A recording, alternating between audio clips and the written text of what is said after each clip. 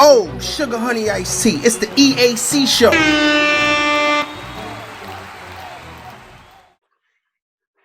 Good day, ladies and gents. I'm Emilio A. Colon. I am Marcus Mack, and this is the EAC Show, episode 48, coming to you live from sunny South Florida. Emilio, how you doing today, man? I'm good, Marcus, man. I almost didn't make my first episode. I was actually probably going to miss this episode, and you were going to have to do it on your own, which would have been the first for you, Marcus Mack. And I know how gruesome doing this show is by yourself, so but I was able to pull it out and make it happen. So I'm good, Marcus Mack. And you? Well, I'm doing great, man. I'm blessed. I just came from the gym. I was running a little late myself, but, we still managed to put this thing together, man. But, if I would have did this show by myself today, it would have been a whole lot of business talk. Man, and right now, that's all there is. Hey, listen, I ain't mad at you, man. It's okay. Wait till you have to do the show by yourself and you really see how difficult it is to carry on your own, man. But Marcus Mack, there was some stuff that happened over the weekend. Obviously, this is our social media madness episode. Obviously, we got a few topics that we want to discuss. We left off on this topic a little bit the last time we talked. I think two out of the four topics that we have were topics that were being discussed on our Friday episode, and they end up falling into this episode as well. So Marcus Mack, why don't we start off with topic number one? Yeah, right now there's still negotiations between the MLB with the owners and between the owners and the players as far as, pay cuts. And of course, the players are not trying to give up on what they have, which is the majority of the leverage here, because with no players, you have no games. And they're saying, listen, we negotiated something, this is what it is, and this is what we want. The owners are pretty much saying, like, hey, listen, we're willing to they want it. Well, matter of fact, they want to cut the season short. I'm saying 50 games, and the players are saying, listen, we'll play, a little bit more than half of the games you guys are saying, which I think they were saying 50 games or 82 games, and they was willing to do 114 games, but they still want their money. So, the Players Association pretty much, they still have leverage because they can't, you can't have a game without players. Well, Marcus Mack, this is something that I totally understand and I get it. I'm always going to side with the players because I'm for the players more than anything else. The players are doing this, not only doing it for themselves, but they're also doing it for future baseball players. So they know that they have to lay a foundation and they have to put their feet down to sit there and say, look, we're not going to let you guys walk over us. We know what we agreed upon. We know what we're worth. We know what we've earned. So pay us what we've earned. It's that simple. It's not hard. So, for example, we've talked about force majeure, and force majeure is a force of nature act. And if a season is not played because of governing bodies or federal, guidelines or government guidelines that don't allow the season to be played, well, the owners can pretty much null and void this whole year. You can lose the whole year. But with that stance and that happening, that will also show that the players didn't take no crap from the owners neither. They didn't give in. They didn't cave. I mean, here's the thing. Here's my thing with that, right? If the players was to just say no go, then what? Because the owners have leverage because of that clause. And they signed to it. If the players want to talk about, hey, this is what we agreed to, and this is the only thing that I'm willing to take if I'm going to continue with this season, then the owners could always say, well, you did agree to this as well, and they could point out that clause.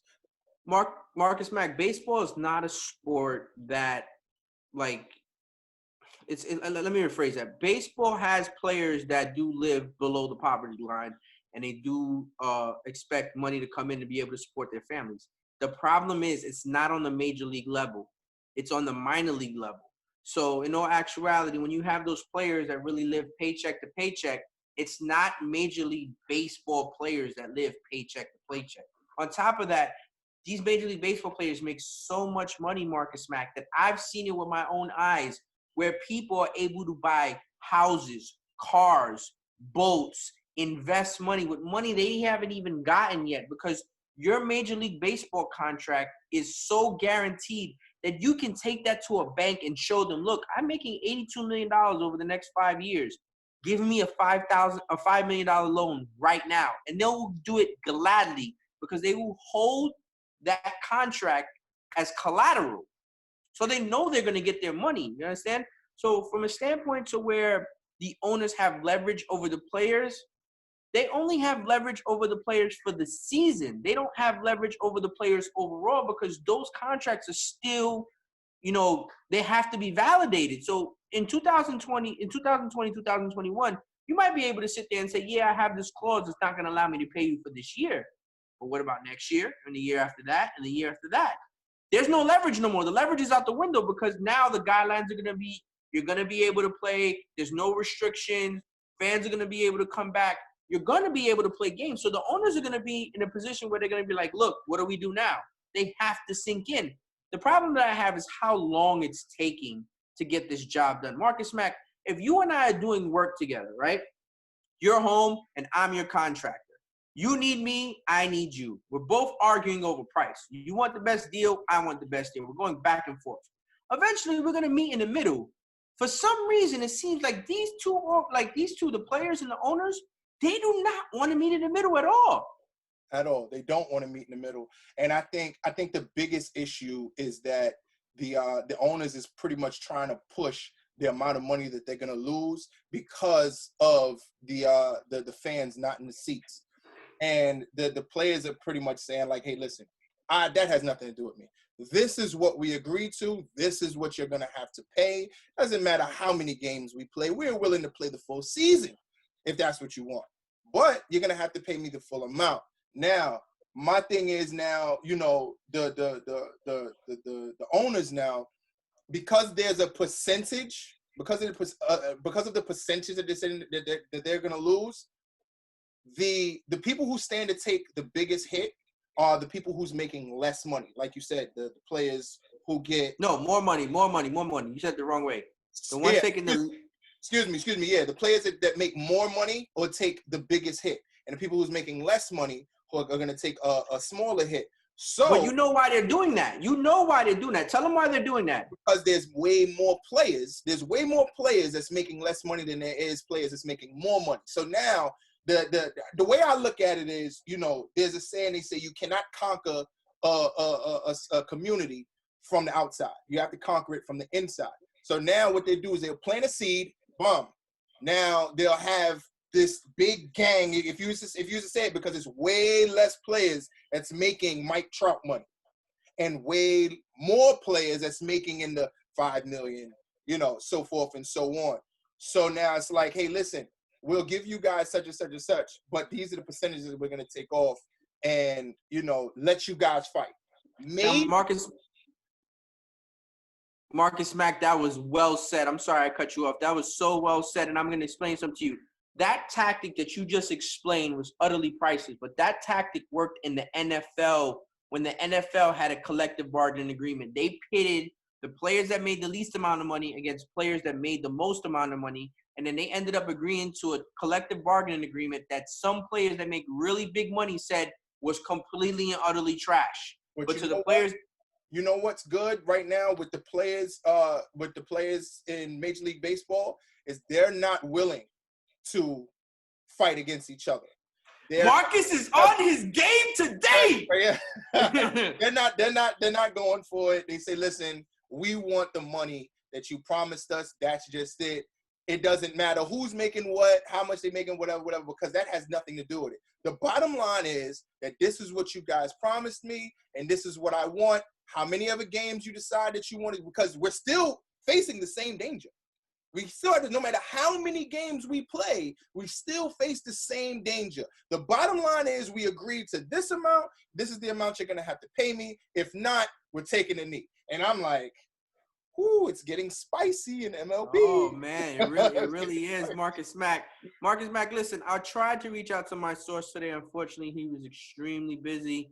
Hopefully I can get something from him either tonight or tomorrow for our Wednesday episode, because when it comes to this baseball stuff, this is my lane. This is my avenue. This is my sport, no matter what it is. And, sometimes I try to reach out and I try to get confirmation on certain things. And sometimes I'm able to discuss it in certain manners to where I can't say too much, but I say enough. Sometimes I have the biggest story in all of sports for facts, like literally, like you have no idea. I could make a Netflix series on how many stories I have to tell about Major League Baseball. But we'll save that for the right time, honestly. But hopefully I can get some information on our Wednesday episode about what's actually going on, because all this is a negotiation tactics. Yeah, you go high, I go low. You go low, I go high. That's all it is. Yeah, and I still think they end up playing the season. Oh yeah, definitely. They have to. They have to. But that disconnect between the Players Association, and the owners, and the administration, that disconnect is like a very strong disconnect. And going into the next topic, we're going into NBA. They don't have that problem. Yeah, they don't have that problem. There seems to be no disconnect whatsoever, which is great for basketball. The head of the Players Association for the NBA, Chris Paul, and Adam Silver, the commissioner for NBA, they are working together. You know what I'm saying, for this for the restart, it's not going to be the new season, but to finish off this season for this year that just passed. So let's talk about that for a little bit, because I like the fact that they're working together, not like MLB, but MLB, obviously, we know that's a completely different story, because they are not with the NBA, you have more of an issue, more of a problem of players that do live paycheck to paycheck. So it's a very top-heavy roster. So you have maybe 2 or 3 players that make the most money on the team, and then you have a few floaters that make middle range money, and then the rest of the team is derivative of players that make not that much money in the world of basketball, not to the average person, but in the world of basketball. So a lot of these players, if they don't get their paychecks 2, 3, 4 times in a month, there's problems. There's major problems. So the NBA doesn't have that problem with their commissioner or trying to restart basketball as other leagues might, because they understand the sense of urgency on how important it is that the games be played in order to create the revenue that's needed for the players. While I do think that what's being tucked under the rug is some of the stories about how the NBA teams need to take care of their workers more than anything else. You have a few, Mark Cuban, you have Giannis Antetokounmpo, you have Zion Williamson. You have certain people that are coming out of their own pockets to take care of the workers. But in all actuality, Major League Baseball did a better job of creating a fund to make sure that the workers were taken care of for a longer period of time.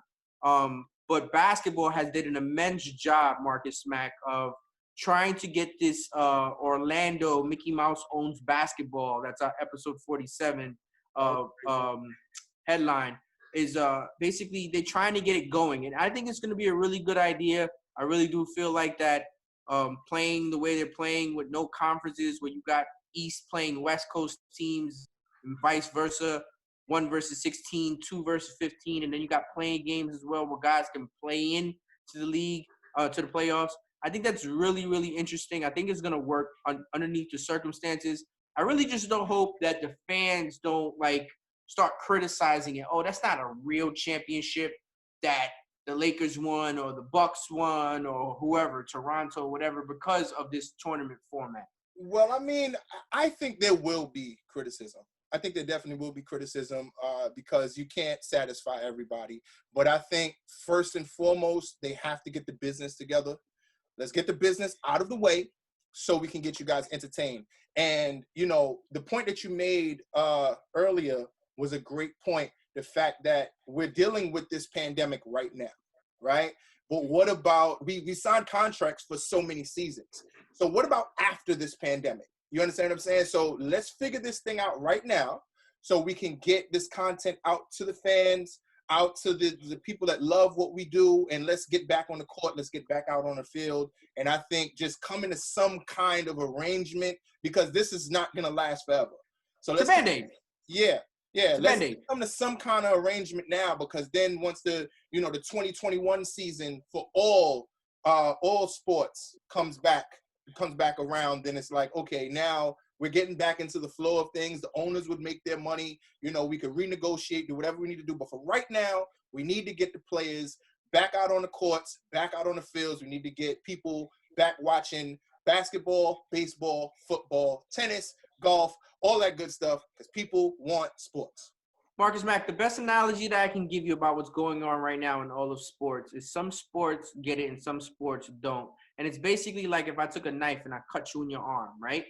And then someone else came over and they're trying to, help you out. Paramedic is trying to help you out, stop the bleeding, right? He put it on a gauze pad on you, trying to stop the bleeding. And all of a sudden he uses this specific bandage on you. And you sit there and say, no, I don't want that bandage. Can you give me another one? And you're like, what? I'm trying to save your life here. You worried about a goddamn bandage? Like, are you serious? Right. That's basically what's going on with these sports. The sports are reaching milestones to where they're trying to make the overall result come to what they needed to come to, but along the way, they're running into problems and bumps that they just don't agree on.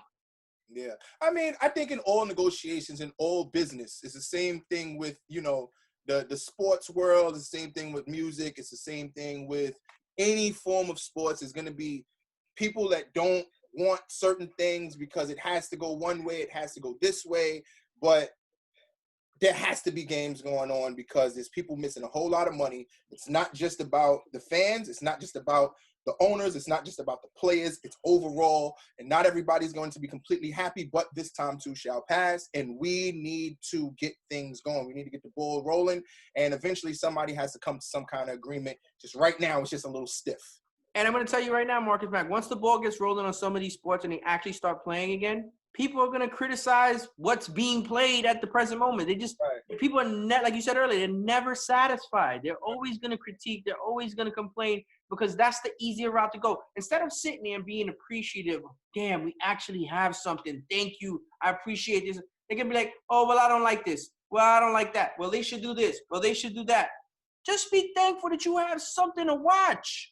No, just get these people their checks, make some kind of arrangement that makes sense for both parties, and let the fans watch and let them criticize, let them say whatever they want to do, as long as we get those players back out on those courts and back out on those fields, and we get the cameras rolling and get people watching the sports safely, and everything. We need to get the ball back rolling. However you like it, it doesn't matter as long as the ball gets to roll. No pun. I think that was a great topic, by the way, Marcus Mack. And I got to get into this promo before I forget. This part of the show is brought to you by our sponsor, El Cubano Sandwich Shop. Use the promo code EAC and receive discounts on online pickups or delivery orders.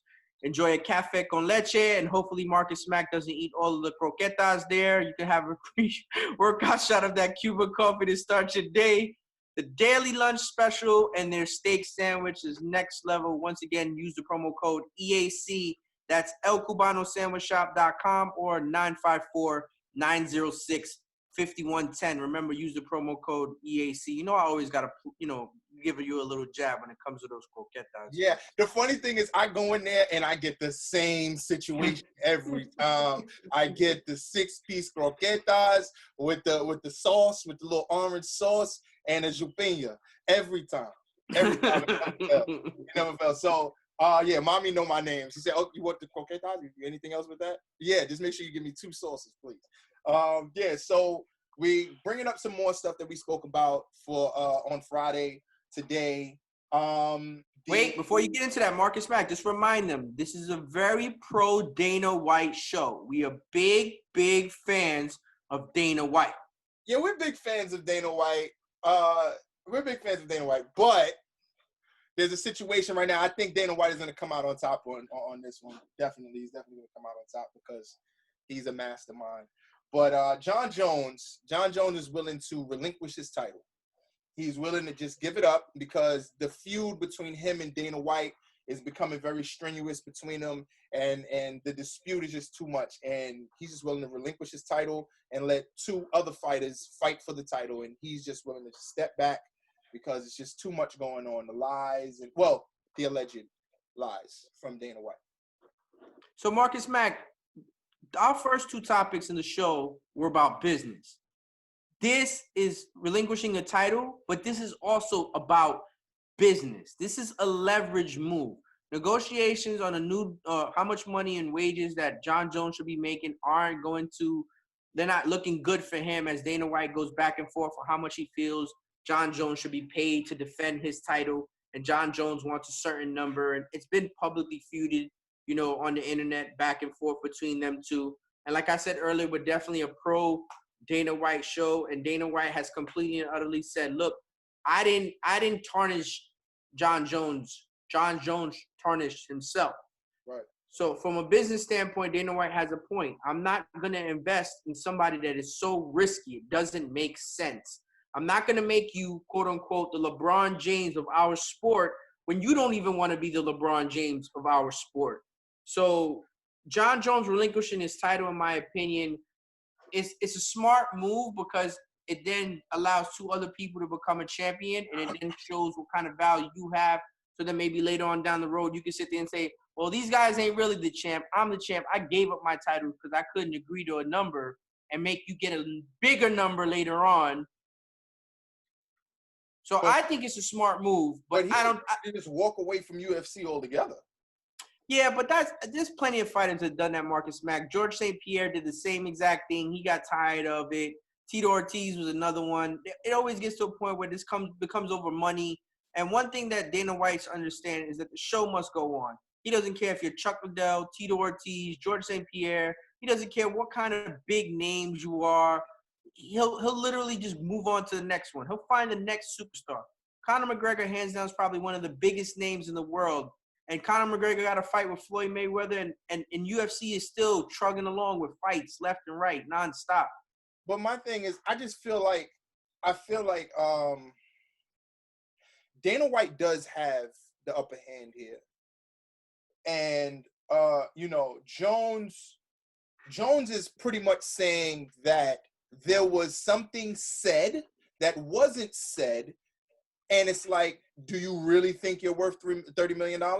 Or that wasn't said at all? Or it's just like a he say, she say thing, and it's one of those things where it's like, okay, is it that serious? Or is this a ploy to really get a higher check? So that way the promoters can have some leeway here. You understand what I'm saying? I never knock anybody for trying to get their bread, Marcus Mack. Fighters, players, whatever it may be. I'm always player side. I don't knock it.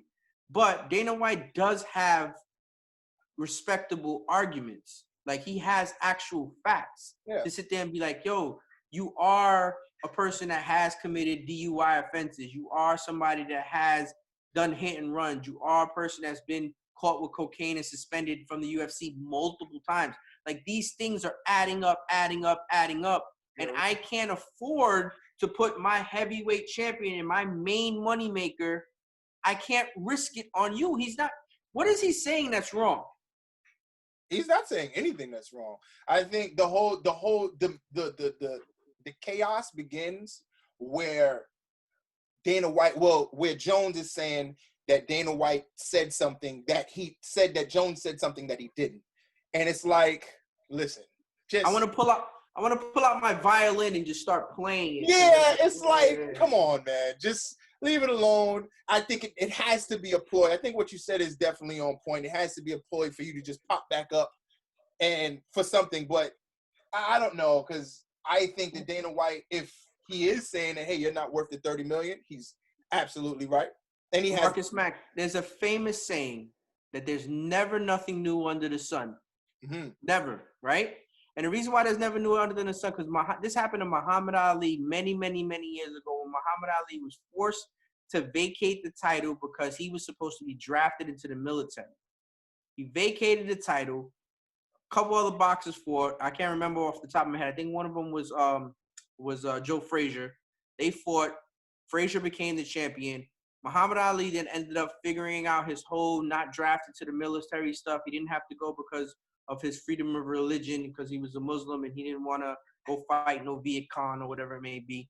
So when Joe Frazier was the champion, Muhammad Ali bolstered it up that I needed to fight. You ain't the real champion. I'm the champion, you know? Joe Frazier ended up beating that boy. Like, he beat the snot out of Muhammad Ali coming back from that first fight.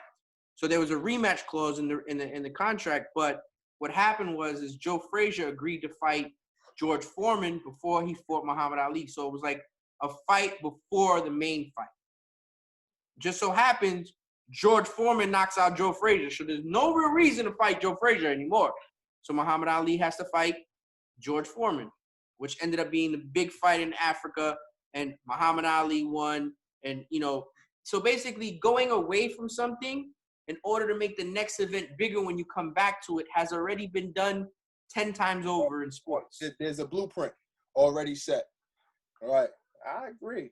I hope Jon Jones gets what he feels like he deserves. I just don't know if he's going to get it from Dana White. Because Dana White is not willing to budge. He's not budging. That man is ruthless. And I love every minute of it too. Right. I wish just like just how we can sit down and watch the sports, we can watch the business behind it. Ooh! If you could get on the inside and record all of that access about how Dana White's sitting there trying, tell effing Jon Jones I ain't giving him a damn dollar for nothing, and like seeing all that would be amazing. There's been TV shows about it. Oh man, but it's not the same when the camera's on. Just don't tell them you're rolling. If they was to make a Love and Hip Hop, but for sports and the sports business, that would be crazy. But you can't tell them the camera's rolling, because when people know the camera's rolling, they don't act the same. That's why it has to be a reality show. Well, yeah. You just have to go about your, like, just do high-level security cameras that have access to these people and just hit record and don't tell them. Yeah. I mean, they would have to know. But they can't know. I don't know. But one thing for sure, it'll be entertaining, because I know those agents fight tooth and nail. Those owners, they fight tooth and nail because the players know their worth. You know what I'm saying? And when the new players come in or the new fighters come in and their agents is talking for them, they know their worth. And, the owners, they're willing to give the money that they feel like, not that they can afford, but what they can make back. Right, of course. Return on the investment. Absolutely. Yeah, that's a big part of business. It has nothing to do with what you're worth. So what the agents nothing. One of the most ruthless things in sports is in baseball, there's an arbitration hearing where you argue with ownership. You feel like you're worth a certain amount of money, and ownership feels like you're worth a certain amount of money. And you can't come to an agreement. So you go in front of an arbitrator, and that arbitrator then decides who to side with, the player or the owner, right? Dude, I'm telling you right now, from stories that I've heard, and I can confirm this from players, agents, or whatever, those arbitrary hearings are the worst. They pull out everything. Whether you're married and you have a mistress, they'll tell it out in the freaking hearing. Whether you don't play good on Wednesday day games, they'll put it out on the freaking thing. Whether you like to stay out when you go to Miami, Chicago, New York, or LA, they'll use all that against you no matter what. All blemishes come out right then and there. Everything. It's almost like when politicians are going to get voted for, they're digging up everything. These players start to realize, like, yo, you got team security watching me like a hawk. Yep. That's exactly what they have. Yep. So now more about going into our last topic. So more about what something is worth. We got. This is insane. This is nutty. I mean, I could go for it though. Because I'm a sneaker guy. Big shout outs to the whole team behind the EAC Kicks brand. And I mean, I would never pay this, but somebody will. Obviously, somebody is. Custom game worn Air Jordans hits the auction. They can possibly get $500,000 for signed and worn Michael Jordan Air Ones. Now, Marcus Mack, I'm a little bit confused here, because obviously you're collecting this as a collectible item. But the minute you get it in your hands, it might deteriorate and break because it's so old. I mean, well, there's temperatures it has to be kept in, just like books. They have to be kept in certain temperatures, because nobody's going to wear this, just for the record.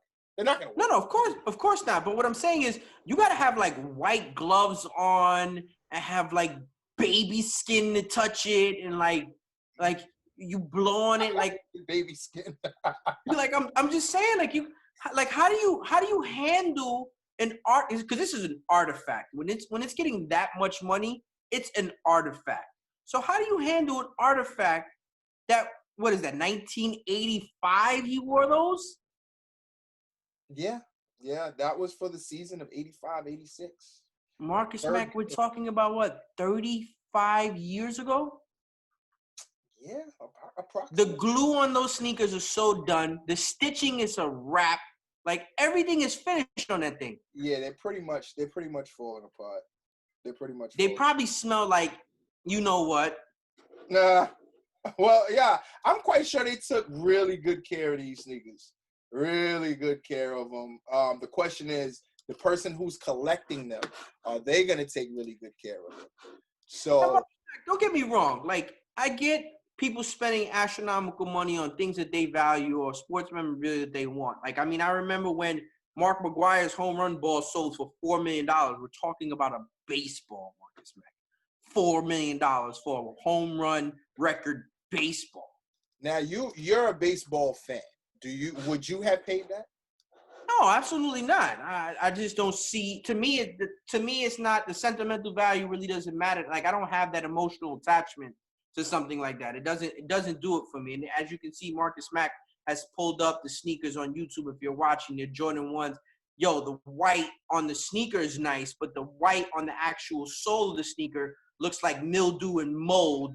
Like, it looks so bad. Like, it looks like dirty urine piss. But that's how worn out it is. They are signed. The original Jordan colors, the red, black, and white, which they bring this colorway back maybe about every 3 years. But this is what you're getting, ladies and gentlemen. You gotta be a big Jordan fan to pay that type of bread for something like that. You not only have to be a big sneaker fan, you have to be a Jordan fan to pay $500,000. That's maybe 3 investment properties. Not even. You could buy a small island in the freaking Caribbean Sea for $500,000, dude. Yeah, but this is obviously a whole lot more important than an island to somebody. Well, listen, that's going to conclude episode 48 of EAC Show. Make sure you click like, subscribe on all podcast platforms and on YouTube. We appreciate the engagements on the social medias and the comments on YouTube as well. I'm Emilio A. Colon. That is Marcus Mack. And we'll make sure that we check you out episode 49. Appreciate you guys. Oh, sugar honey iced tea. It's the EAC Show.